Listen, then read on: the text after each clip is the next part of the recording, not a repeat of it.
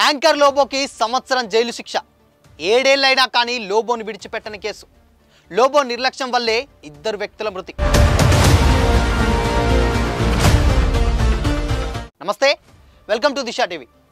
Accident కేసులో సినీ నటుడు, Bigg Boss contestant, TV anchor Qayyum alias లోబోకు గట్టి షాక్ తగిలింది. నిర్లక్ష్యంగా కారు నడిపి 2 మృతికి కారణమైన లోబోకు సంవత్సరం పాటు జైలు శిక్ష విధిస్తూ జనగామ జిల్లా కోర్టు తీర్పునిచ్చింది. 7 ఏళ్ల క్రితం జరిగినటువంటి ఈ ఘటనకు సంబంధించి ఇప్పుడు తీర్పు రావడంపై ఒక్కసారిగా లోబో విషయం చర్చనీయాంశమైంది. జనగామ జిల్లా రఘునాథపల్లి సిఐ శ్రీనివాసరెడ్డి, ఎస్ఐ నరేష్లు తెలిపినటువంటి దాని ప్రకారం 2018 మే 21వ తేదీన ఓ టీవీ ఛానల్ షూటింగ్ తర్వాత లోబో తన టీంతో కలిసి రామప్ప, లక్నవరం, భద్రకాళి చెరువు, 1000 స్తంభాల గుడి, మిగతా ప్రాంతాల్లో పర్యటించారు. తిరిగి వస్తున్నటువంటి టైంలో వరంగల్ జిల్లా నుంచి హైదరాబాద్ వస్తుండగా లోబో స్వయంగా కారు నడుపుతున్నాడు. లోబో డ్రైవ్ చేస్తున్న కారు రఘునాథపల్లి మండలం నిడిగొండ వద్ద ఎదురుగా వచ్చిన ఆటోని ఢీకొట్టింది. ఈ ఘటనలో కిలాషపురం గ్రామానికి చెందినటువంటి పెంబర్తి, మನೆమ్మ, మేడే కుమార్ అక్కడికక్కడికే ప్రాణాలు కోల్పోయగా పలువురు తీవ్రంగా గాయపడ్డారు.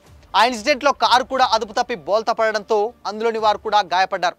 మృతుల కుటుంబ సభ్యుల ఫిర్యాదు మేరకు రఘునాథపల్లి పోలీసులు లోబోపై కేసు నమోదు చేసి దర్యాప్తు చేపట్టారు. అనేక కోణాల్లో విచారణ జరిపి పలు ఆధారాలు సేకరించి కోర్టులో ఛార్జ్షీట్ దాఖలు చేశారు. దీనిపై వాదనలు విన్న న్యాయస్థానం లోబో నిర్లక్ష్యంగా కారు నడిపినట్లు నిర్ధారించింది.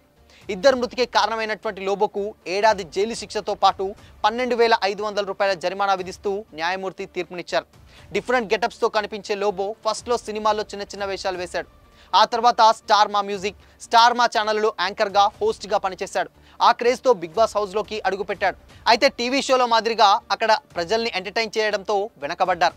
దీంతో మధ్యలోనే ఆ హౌస్ నుంచి బయటకు వచ్చేశాడు. లోబో మంచి టాటూ ఆర్టిస్ట్ కూడా. లోగోలు వేయించుకునేందుకు ఎంతోమంది ఆయన్ని సంప్రదిస్తూ ఉంటారు. టీవీ షోలతో బిజీగా ఉండే లోబోకు ఏడాది జైలు శిక్ష పడడం హాట్ టాపిక్గా మారింది. ఇది లోబో కెరీర్పై ఎలాంటి ప్రభావం చూపిస్తుందో చూడాలి మరి.